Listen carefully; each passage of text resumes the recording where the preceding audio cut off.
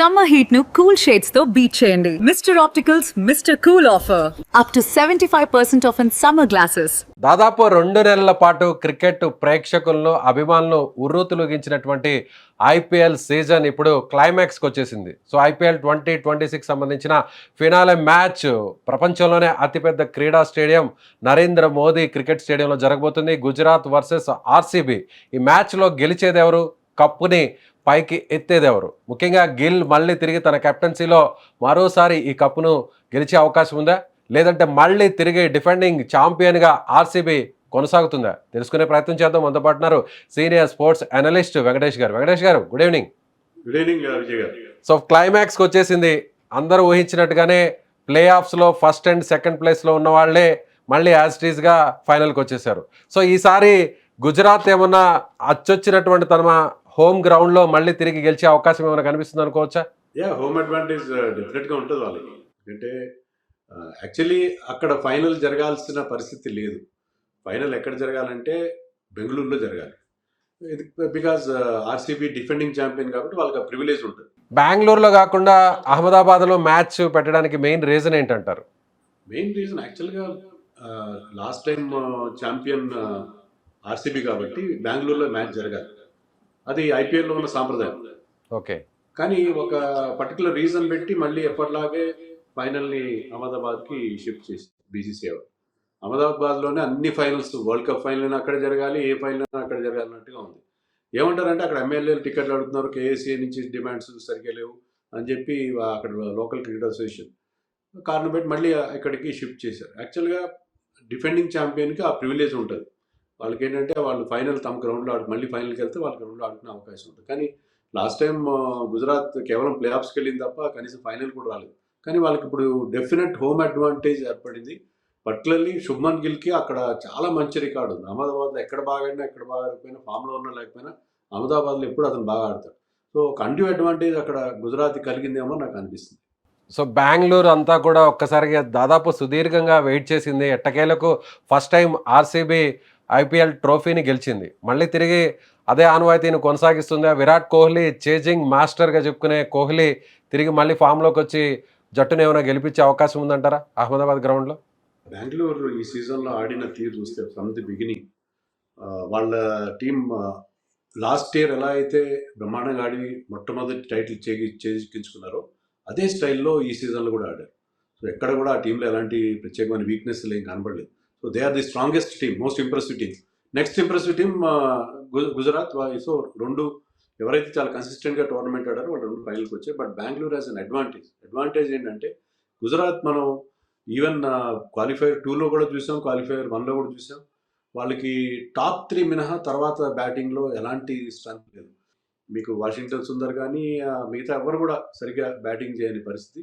So వాళ్ళ top 3 మీద ఎక్కువ డిపెండ్ అవుతారు. సో టాప్ 3 దాటితే వాళ్ళకి ఆ బ్యాటింగ్లో ఖచ్చితంగా వీక్నెస్ ఉంది. బౌలింగ్ బాగుంది.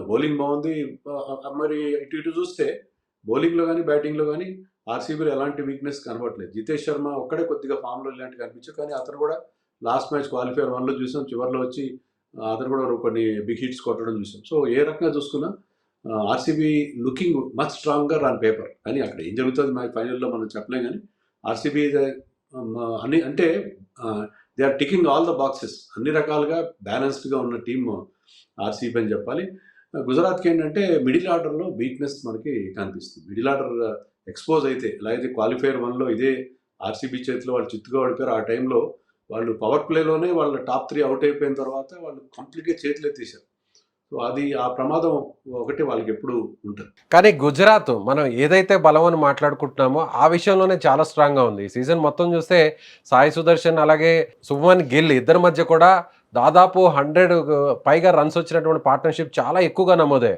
సో ఒక రకంగా చెప్పాలంటే టాప్ 3 వాల్ కట్టేసుకుంటున్నారు. ఒక రకంగా చెప్పాలంటే గోడ కట్టినంత పర్ఫెక్ట్గా ఆడుతున్నారు. గ్యాప్స్లో కూడా చాలా టైమింగ్ షాట్స్ ఆడుతున్నారు. ఎక్కడ కూడా సిక్స్లు కొట్టడం లేదంటే బౌండరీలని విపరీతంగా ప్రేక్షకుల్లోకి పంపించడం బాల్ని ఇలా కాకుండా చాలా ప్లాన్డ్గా ఆడుతున్నారు. సో ఈ విషయంలో చాలా కాన్ఫిడెంట్గా ఉన్నారనుకోవచ్చు ఆ టీం. ఇప్పుడు క్లాస్ ప్లేయర్స్ వాళ్ళు టిపికల్ T20 గేమ్ ఆడట్లేదు, సిక్స్లు కొట్టట్లేదు, 4లు కొడతారు. చాలా చాలా మంచి క్రికెటింగ్ షాట్స్ ఆడతారు గిల్ కానీ సాయి సుదర్శన్ కానీ. సో మీరు చెప్పినట్టుగా వాళ్ళు ఆ మిడిల్ ఆర్డర్ వీక్నెస్ని ఎప్పుడో కానీ ఎక్స్పోజ్ అయ్యేలా చేయలేదు. వీళ్ళే దాదాపు ముగ్గురు కలిసి 17-18 ఓవర్లు వీళ్ళే ఆడుతున్నారు కాబట్టి ఆ మిడిల్ ఆర్డర్ వీక్నెస్ అనేది చాలా వరకు మనకి కనపడకుండా ఉంది. బట్ ఏంటంటే మనం ఒకవేళ ఆర్సీబీకి ఉన్న స్ట్రెంత్ ఏంటంటే పవర్ ప్లేలో మీకు ముగ్గురు టాప్ క్లాస్ బౌలర్స్ ఉన్నారు. Bhuvneshwar Kumar, Jacob Duffy and Hazlewood. వీళ్ళు కనుక ఆ టాప్ 3ని అవుట్ చేస్తే, ఆ మిడిల్ ఆర్డర్ని ఎక్స్పోజ్ చేస్తే చాలా ప్రమాదం ఏర్పడే అవకాశం ఉంది. ఆర్సీబీ అలా కాదు. RCB no doubt Virat Kohli మీద, దేవదత్ పడిక్కల్, సాల్ట్ ఆడితే సాల్ట్, వెంకటేష్ అయ్యర్ వాళ్ళ మీద టాప్ ఆర్డర్ ఎలా ఉన్నా, తర్వాత పటీదార్ కానీ, even Krunal Pandya, Tim David వీళ్ళందరూ కూడా బాగా ఆడతారు. వీళ్ళందరూ కూడా ఇంపార్టెంట్ ఇన్నింగ్స్ ఆడడం మనం ఈ సీజన్లో చూసాం. So they don't entirely depend on the top order. So అది 2 టీమ్స్ మధ్య ఉన్న డిఫరెన్స్. బట్ మీరు చెప్పినట్టుగా వాళ్ళిద్దరూ సాయి సుదర్శన్ 700 పైగా రన్స్ చేశాడు ఈ సీజన్లో. శుభ్మన్ గిల్ కూడా 700 పైగా రన్స్ చేశాడు. చాలా చాలా కన్సిస్టెంట్గా ఆడుతున్నారు. అందులో సూపర్ ఫామ్లో ఉన్నారు వాళ్ళు. ఎస్, అహ్మదాబాద్లో కూడా గుజరాత్కి ఒక అడ్వాంటేజ్ ఉన్నటువంటి హోమ్ గ్రౌండ్గా చెప్పుకోవాలి. సో మీరు అన్నట్టుగా కూడా ఫినాలే అక్కడే జరుగుతుంది కాబట్టి శుభమన్ గిల్ యాజ్ ఇట్ ఈస్గా ఆ మ్యాచ్లో ఆ గ్రౌండ్లో ఫామ్లో లేకపోయినా కూడా చాలా ఇన్నింగ్స్ని అక్కడ అద్భుతంగా ఆడినటువంటి హిస్టరీ మనం చూసాం. ఒకవేళ అదే రిపీట్ అయితే గుజరాత్కి అడ్వాంటేజ్గా మారే ఛాన్స్ ఉందంటారా? యా, ఐ రిమెంబర్ ఒక కొన్నేళ్ల క్రితం ఇదే ఒక ఎలిమినేటర్ అనుకుంటాను, ప్లే ఆఫ్స్లో శుభ్మన్ గిల్ ఒంటి చేత్తో గెలిపించాడు ఆర్సీబీ మీద తమ టీంని. అప్పుడు కూడా అది ఐ థింక్ ఈ స్కోర్డ్ 100. సో అలాంటి ఎబిలిటీ అతనికి ఉంది. అందులోనూ అతను క్వాలిఫైర్ 2లో చేసే సెంచరీ ఎక్స్ట్రాడినరీ నాక్ అది. సో అతను ఉన్న ఫామ్లో, అందులో అహ్మదాబాద్ అతను బాగా అచ్చొచ్చిన గ్రౌండ్. ఇండియాకి ఆడినా లేకపోతే వాళ్ళ ఫ్రాంచైజీకి ఆడినా కూడా అద్భుతంగా ఆడతారు అహ్మదాబాద్లో. సో అందుకని శుభ్మన్ గిల్ చాలా పెద్ద డేంజర్గా ఉంటాడు ఆ టీంకి. సో ఆర్సీబీ మనకి ఆన్ పేపర్ స్ట్రాంగ్గా కనిపిస్తుంది, మోర్ బ్యాలెన్స్డ్గా కనిపిస్తుంది మాట నిజమే. కానీ ఆ హోమ్ అడ్వాంటేజ్ క్రౌడ్ కూడా అక్కడ లక్ష కాకుండా 1,20,000 మంది క్రౌడ్ ఉంటారు. వాళ్ళు ఎక్కువగా లోకల్ టీమ్ సపోర్ట్ చేస్తారు. సో ఆ సపోర్ట్ కూడా వాళ్ళకి చాలా బాగా ఆ తర్వాత familiarity with the conditions, pitch, ఇవన్నీ వాళ్ళకి చాలా అనుకూలంగా మారే అవకాశం. Right sir, thank you sir, thank you so much.